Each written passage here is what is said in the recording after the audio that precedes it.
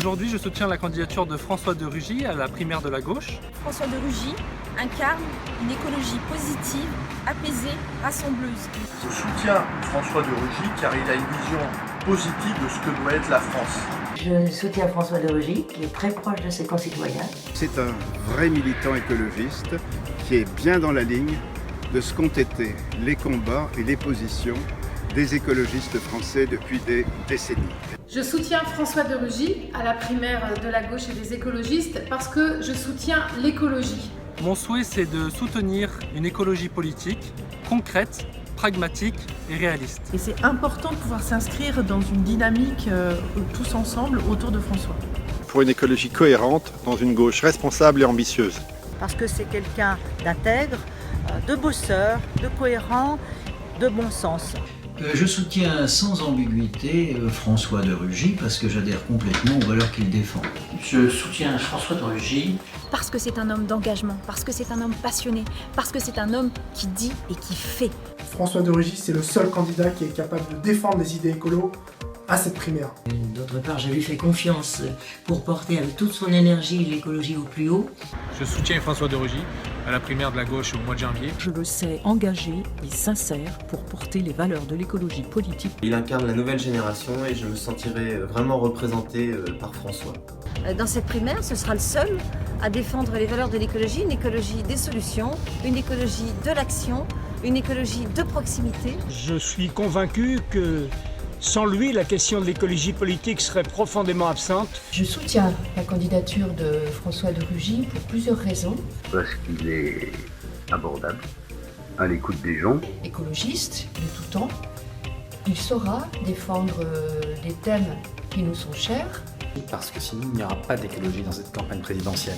Parce que le rassemblement a besoin de l'écologie pour se construire, pour avancer et pour proposer des solutions qui sont en phase avec les enjeux du XXIe siècle. François de Rugy est un écologiste convaincu qui a largement démontré son engagement pour nos convictions écolo. Il incarne une écologie de propositions pragmatiques, de solutions et non d'opposition systématique. Je crois qu'avec François de Rugy, l'écologie en acte a un avenir et que c'est avec elle et avec lui que nous pouvons faire progresser notre pays et la gauche tout entière. J'appuie avec conviction, avec plaisir, la démarche de François de Rugy et sa candidature. Je soutiens François de Rugy parce qu'il faut que l'écologie soit présente dans cette campagne présidentielle. Je m'inscris dans la logique de la primaire de la gauche et de l'écologie. Relancer l'alliance entre la gauche et les écologistes. Je soutiens la candidature de François de Rugy dans les primaires de la gauche, car pour moi l'écologie c'est aussi l'économie, l'emploi, la solidarité. L'écologie pratique, l'écologie de terrain, l'écologie qui change la vie, c'est avec François de Rugy. Je soutiens aussi François parce que j'apprécie l'homme, qui est quelqu'un de droit, honnête, ce qui est relativement rare en politique. Il est sympa, il est empathique. Un homme de confiance. Il est tenace et il est moderne. Et aujourd'hui, je peux enfin m'engager derrière un candidat qui défend la social-écologie, dont je pense qu'elle est l'avenir de la gauche. Et j'ai confiance en François de Rugy, dans sa capacité à s'adresser à toute la société pour porter cette ambition. La génération de mes parents, c'est celle du nucléaire.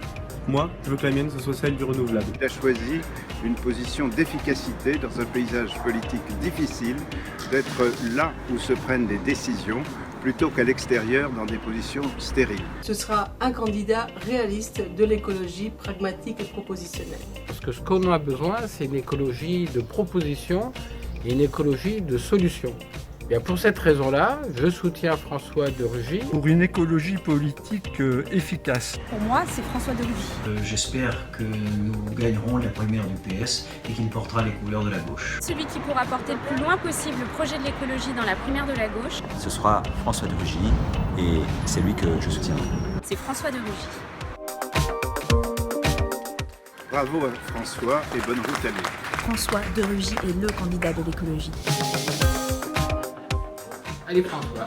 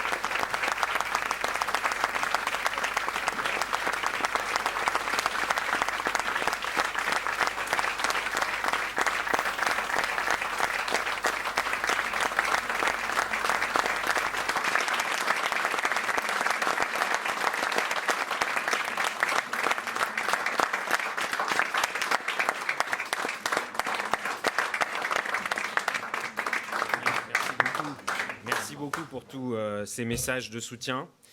La politique, c'est un engagement collectif et c'est pour ça qu'il est particulièrement important pour moi, pour cette déclaration de candidature, d'être entouré de mes soutiens, toutes et tous, unis par la même volonté de placer l'écologie au cœur du futur projet présidentiel.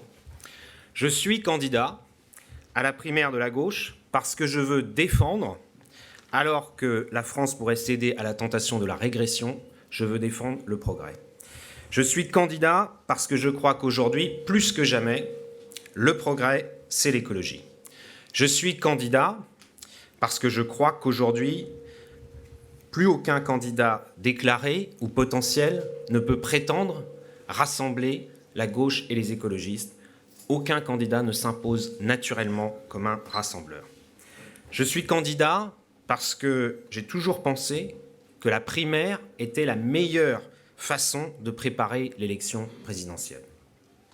Je suis candidat parce que je crois que la primaire pourra remplir 3 objectifs. Le processus de la primaire, ouvert et participatif, qui peut impliquer près de 3 millions de nos concitoyens, se reconnaissant dans les valeurs de gauche, ce processus doit permettre, premièrement, d'établir un diagnostic partagé sur le bilan du mandat écoulé. Deuxièmement, de dégager une vision pour l'avenir de la France. Et troisièmement, de désigner un candidat qui aura précisé sa méthode de gouvernement. Avant de parler du bilan de François Hollande et de ma vision du futur projet présidentiel, je veux vous dire quelques mots sur l'analyse de la situation que je fais aujourd'hui de la France, de l'Europe et du monde. Le monde va de crise en crise. Crise économique et financière en 2008, crise climatique, crise migratoire, vague de terrorisme créant une forme de guerre civile mondiale.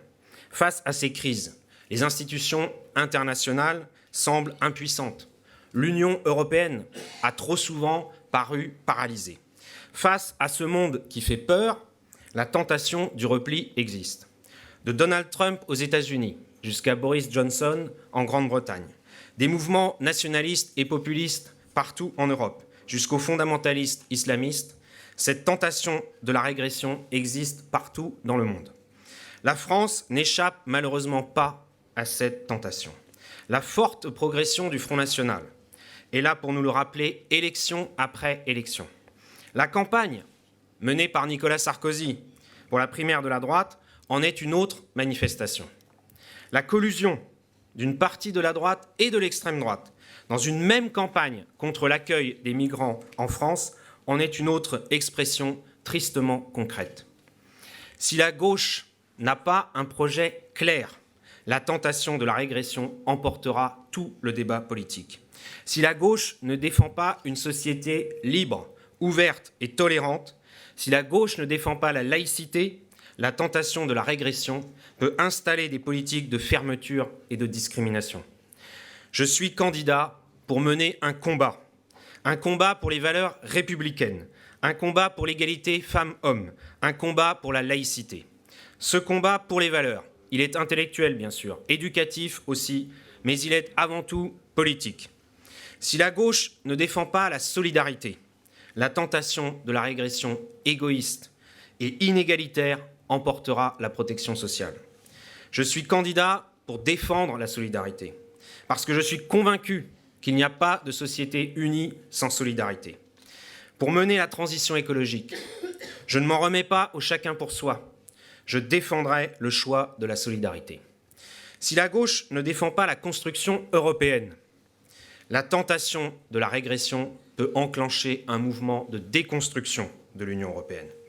Je suis candidat parce que je crois que l'un des enjeux majeurs de cette élection présidentielle en 2017 est de dire si oui ou non la France veut continuer à participer activement, à être aux avant-postes de la construction européenne.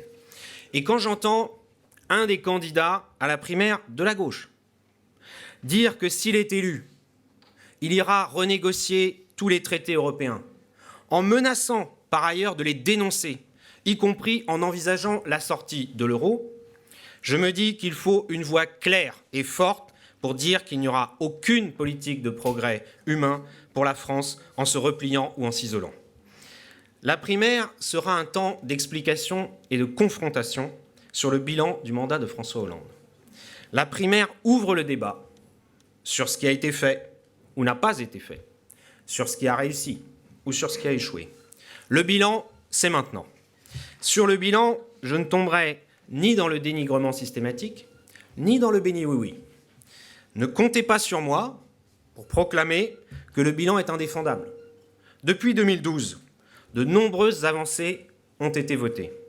Il serait dramatique qu'une partie de la gauche attende l'arrivée de la droite au pouvoir pour se rendre compte qu'il y a eu ces avancées. Faudra-t-il attendre que la droite se mette à abroger ces avancées pour les défendre? Mais ne comptez pas non plus sur moi pour répéter « ça va mieux ». Le dire ne suffit pas à ce que les Français le ressentent dans leur vie quotidienne.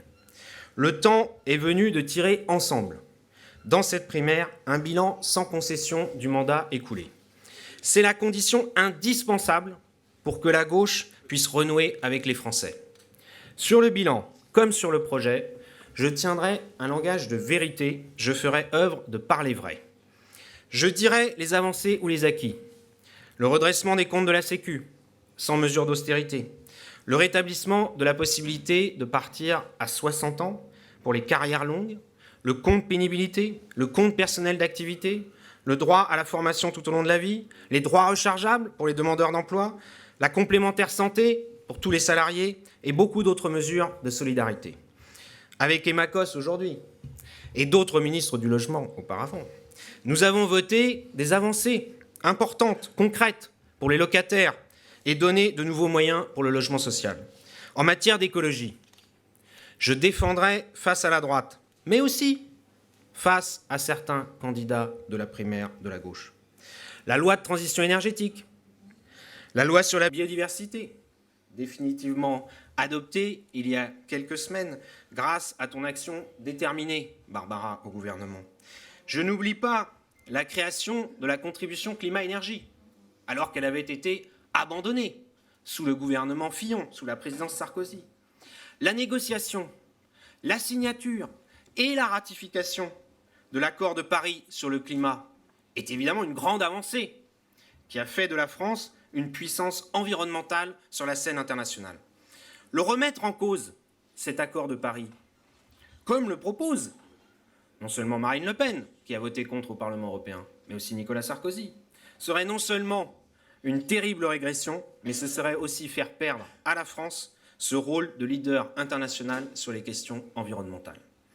Sur l'écologie, il y a eu des avancées, mais il y a eu aussi des choix reportés. Comment comprendre que la centrale de Fessenheim ne soit toujours pas fermée, alors que c'est un engagement de François Hollande candidat, toujours réaffirmé par François Hollande président, au-delà de l'application de la loi de transition énergétique? Il faut dès maintenant nous donner les moyens d'atteindre une production électrique 100% renouvelable d'ici 2050. C'est l'objectif ambitieux que je soumettrai dans la primaire que je veux défendre. Pour lutter efficacement contre l'effet de serre, il faut engager une profonde transformation du secteur des transports, ce qui n'a pas été fait depuis 5 ans. Je propose l'objectif de 0 émission sur les routes de France d'ici 2040. Pour atteindre cet objectif ambitieux, la première étape sera que d'ici 2025, toutes les voitures neuves vendues en France soient électriques ou hybrides et que les Français soient aidés dans cette conversion. 20 ans après la loi Lepage, je propose de faire adopter une nouvelle loi de reconquête de la qualité de l'air. Sur l'avenir du secteur de l'énergie, il faut dire la vérité aux Français.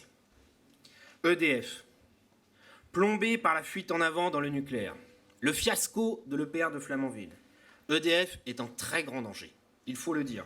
Ce problème n'a pas été traité pendant ce quinquennat. D'ailleurs, les 2 ministres de l'économie, qui se sont succédés depuis 2012, ont tous les 2 préféré appuyer EDF dans sa politique de l'autruche que de conduire ou d'amorcer sa reconversion. Là aussi, la méthode est importante. Fixons clairement le cap avant les élections. Il faudra réformer en profondeur EDF. N'attendons pas d'être acculés pour travailler avec les salariés et les acteurs locaux à la reconversion des sites et des personnels concernés. Sur le bilan, je dis sans détour que pour les Français, au premier rang desquels les électeurs de gauche, beaucoup trop de choses n'ont pas été faites, beaucoup trop de choses ont été faites à moitié ou ont été reportées à plus tard. Cela a suscité des incompréhensions, des insatisfactions et, disons-le, de nombreux mécontentements. Soyons lucides, la première cause de mécontentement, ce sont bien sûr les hausses d'impôts votées en début de mandat. Là aussi, tenons un discours de vérité. On ne peut pas financer la protection sociale, les services publics, l'éducation nationale ou les nouvelles dépenses de sécurité s'il n'y a pas de moyens. Il faut donc des impôts et des taxes pour financer ces politiques. Mais sommes-nous pour autant condamnés à des hausses continues d'impôts? Non. D'abord parce que la sobriété écologique est aussi une sobriété fiscale. Je pense que la maîtrise des dépenses est possible, elle est nécessaire. La réforme fiscale, c'était une des promesses phares de François Hollande. Elle n'a pas été tenue. Je propose de lancer le chantier de la réforme de la fiscalité sur le revenu par la fusion de l'impôt sur le revenu avec la CSG. Il faut s'y atteler dès le début du mandat, de même que la réforme de la fiscalité locale, trop souvent reportée, et de la fiscalité écologique, qui existe mais qu'il faut amplifier. Ainsi, la politique économique menée depuis 2012 n'avait pas été annoncée comme telle avant les élections et n'a pas été expliquée quand elle a été mise en œuvre. Faut-il revenir dessus pour autant totalement sans en tirer le bilan objectif? Redonner des marges aux entreprises était devenu nécessaire. Mais plus que le redressement économique, c'est surtout la mutation de nos systèmes de production et de consommation qui n'est pas terminée. Je le dis clairement, ce n'est pas en s'accrochant à des activités du passé ou en figeant des organisations du passé que nous créerons des emplois d'avenir. La meilleure façon de se projeter dans l'économie de demain, c'est de développer l'économie verte. Investir dans les énergies renouvelables crée 6 fois plus d'emplois que d'investir dans le nucléaire. Les chantiers de rénovation des logements créent aussi beaucoup plus d'emplois que beaucoup de grands projets d'infrastructures auxquels tant d'élus sont attachés et sur lesquels ils se focalisent beaucoup trop. Généraliser une alimentation 100% biologique dans toutes les cantines de France d'ici la fin du mandat, c'est non seulement rendre le bio accessible à tous les enfants de France, à toutes et à tous, de rétablir l'égalité des Français, et notamment des enfants, devant une alimentation de qualité, mais c'est aussi développer l'activité dans une filière en plein essor, beaucoup plus riche en emplois que le système agro-industriel. Évidemment, le développement des transports en commun, de l'économie circulaire ou la lutte contre l'obsolescence programmée, ce sont des emplois ancrés et répartis sur tous les territoires de France. Taxer les émissions de gaz à effet de serre et les pollutions, plutôt que le travail, plutôt que les salaires, fera baisser le coût du travail et améliorera le bilan écologique global des activités humaines. De la même façon, le numérique offre des opportunités de décentralisation et de relocalisation d'activités qu'il faut s'approprier et accompagner plutôt que les craindre et les freiner. Après des années de louvoiement et de non-dits en matière économique, je défendrai des choix et des propositions claires. Au chapitre des réformes inachevées, il y a bien sûr la loi sur la fin de vie, qui s'est limitée à une stricte sédation terminale sans offrir aux Français la liberté pleine et entière de choisir sa fin de vie. Je m'engage à faire adopter rapidement une loi sur ce sujet et à la proposer au référendum si certains lobbies médicaux ou cléricaux continuent à s'y opposer avec leur relais au Parlement.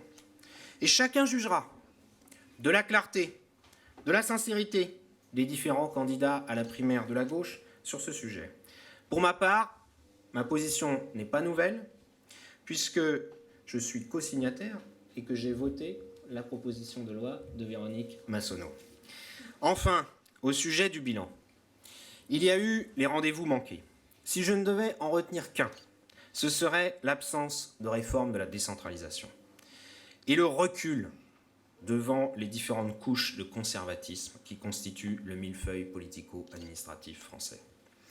Ceux qui me connaissent savent que je suis écologiste et régionaliste. Je crois à l'utilité de rapprocher le lieu de décision du citoyen. Je crois à la décentralisation, car je crois à la réforme par en bas, à la réforme par l'expérimentation locale. Je crois à la France des régions. Je dois le dire, pas aux méga-régions conçues de façon technocratique et qui éloignent les habitants des centres de décision. Ce redécoupage a accentué le sentiment de relégation que beaucoup de Français qui ne vivent pas dans les métropoles peuvent légitimement ressentir. J'ai combattu cette absurde carte des 13 régions, d'autant plus absurde que la seule région, ma région, la Bretagne, qui portait une revendication de redécoupage, depuis des décennies, a, elle, été étrangement maintenue dans le statu quo. Alors, comme François Mitterrand avait su le faire en 1981 avec Pierre Mauroy, je proposerai un nouvel élan de régionalisation, impliquant des transferts de compétences et de moyens de l'État vers les régions. Je proposerai aussi d'accélérer le mouvement qui s'est amorcé de fusion de communes.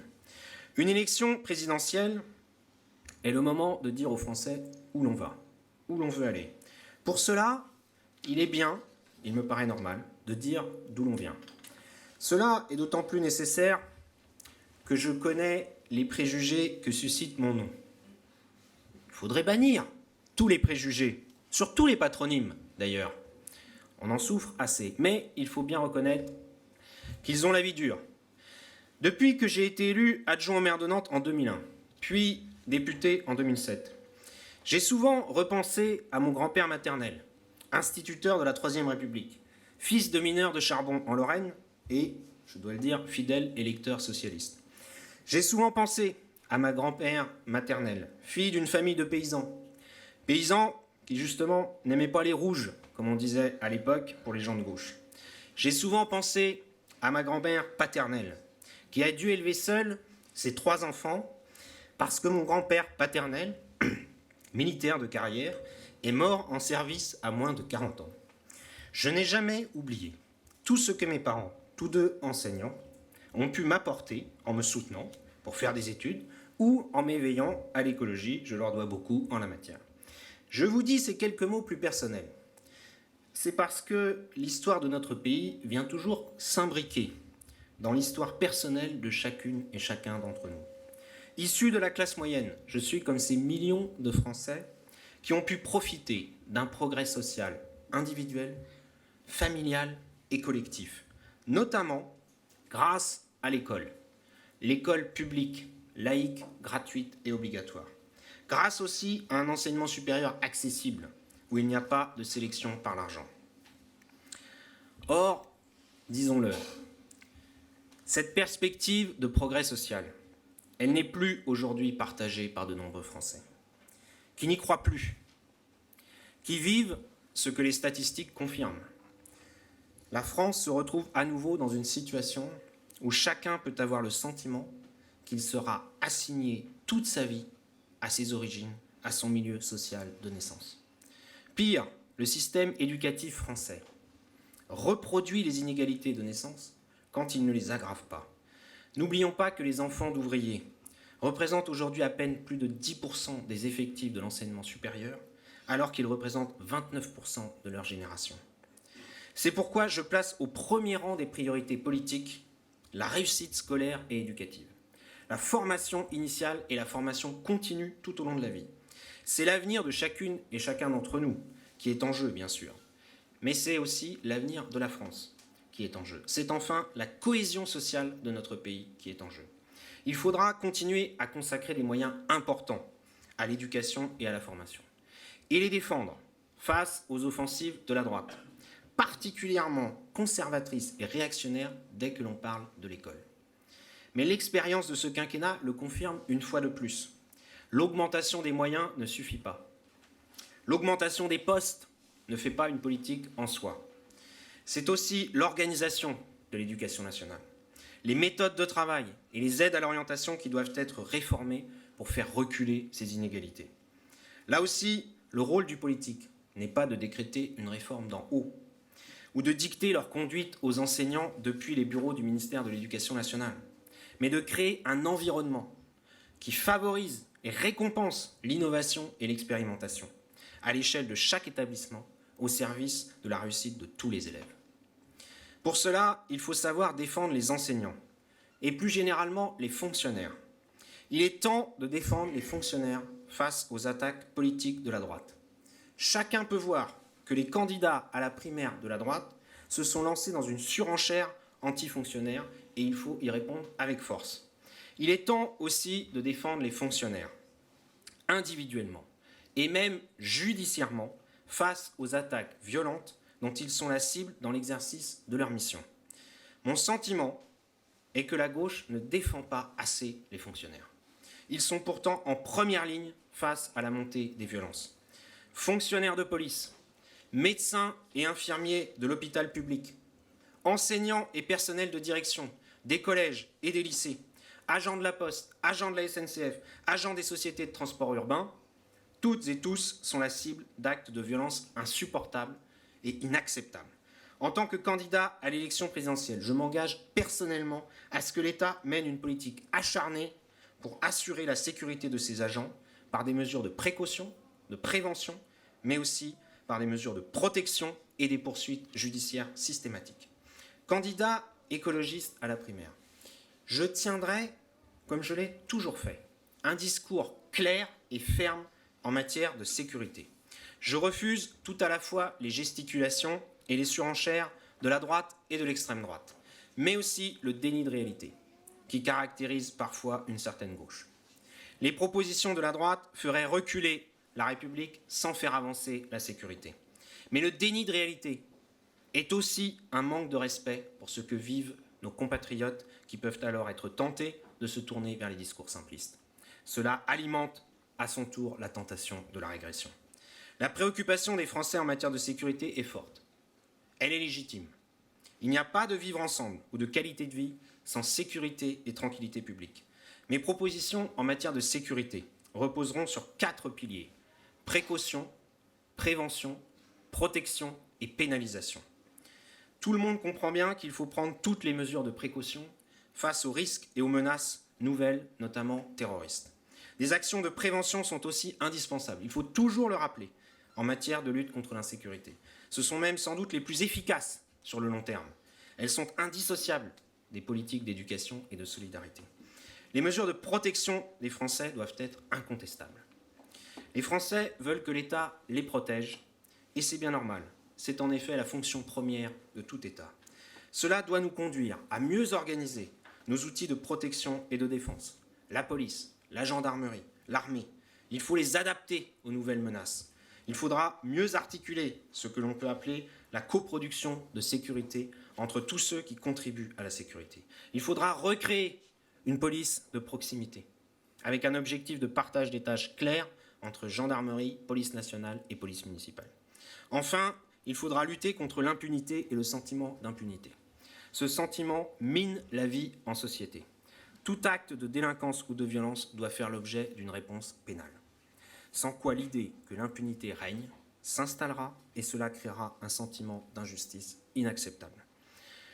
Dans le débat politique sur la sécurité, je plaide pour une méthode nouvelle. La sécurité est un sujet lourd. La menace terroriste ne va pas disparaître demain. La montée des violences ne sera pas non plus stoppée comme par miracle. Il faut donc se donner les moyens de rompre avec les postures politiciennes, avec l'instrumentalisation politicienne de la question de la sécurité, afin de chercher le meilleur compromis entre l'efficacité et le respect des droits et libertés individuelles. Je propose la création d'un haut conseil de sécurité nationale qui regrouperait des experts pluralistes nommés pour la durée du mandat, chaque groupe parlementaire de l'Assemblée et du Sénat désignant un expert des questions de sécurité de son choix. Ces experts seraient chargés de donner un avis sur tout projet ou toute proposition de loi touchant à la sécurité et seraient également chargés de formuler des propositions. Être clair et inattaquable sur la sécurité permet à la gauche de parler du reste, permet de défendre nos autres propositions, permet de défendre notre modèle de société libre, ouverte et tolérante. En France comme ailleurs, le sentiment de défiance monte. Défiance des citoyens vis-à-vis des politiques, c'est peu de le dire. Défiance envers toutes les formes de représentation traditionnelle, institutionnelle, syndicale. Défiance du peuple envers les élites. Défiance envers les médias. Plus grave encore est la défiance des Français entre eux. La montée de ce sentiment de défiance peut être un puissant facteur de régression. Notre projet est de passer d'une société de défiance à une société de confiance et de bienveillance. Cette France de la confiance et de la bienveillance, elle existe. Elle existe grâce aux nombreuses initiatives collectives, grâce aux associations, grâce au fonctionnement de certaines entreprises, grâce aux coopératives ou aux mutuelles. On le voit avec l'accueil des migrants, tu le sais bien, Emma, pour lequel les associations jouent un rôle irremplaçable.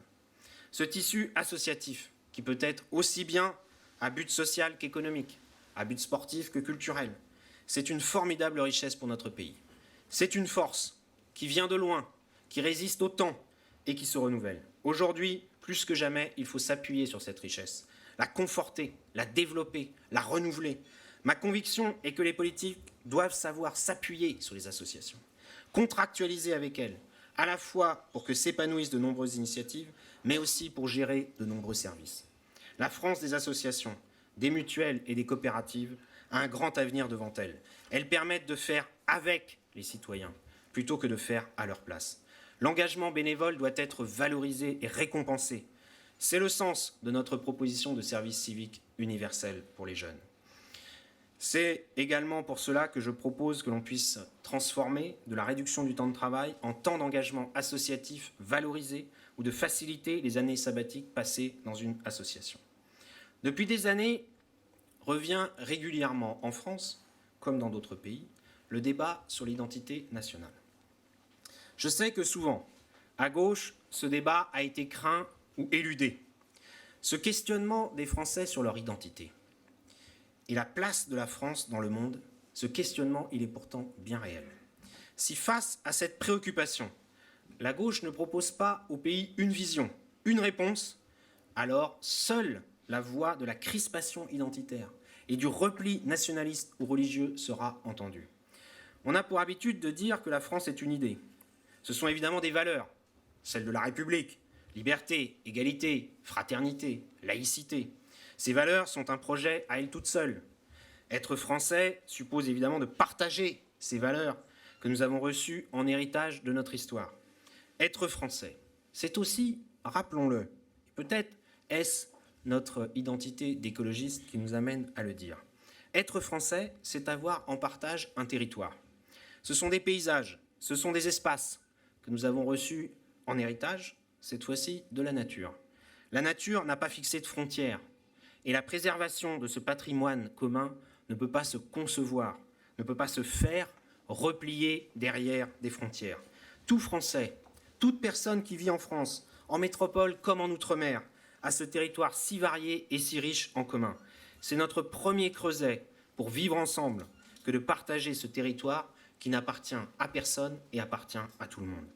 C'est même ce qui fonde le droit du sol, alors que certains veulent de nouveau nous enfermer dans le droit du sang. Pour finir, je veux délivrer un message de mobilisation. La gauche va devoir choisir. Si elle veut gouverner pendant un nouveau mandat, la gauche va devoir choisir. Choisir un nouveau projet. Choisir un candidat de rassemblement. La gauche, c'est vous. Femmes et hommes attachés à ces valeurs, à l'idée de progrès. C'est à vous de vous emparer de cette primaire, en interpellant les candidats, en les bousculant même. Par votre engagement, vous pourrez changer un système politique sclérosé. C'est aussi un des enjeux de la primaire. Mes chers compatriotes, joignez-vous à moi pour que cette primaire soit un moment de démocratie libre et non faussée. Unissons nos forces pour mettre l'écologie au cœur du futur projet présidentiel. Vive l'écologie, vive la République, vive la France.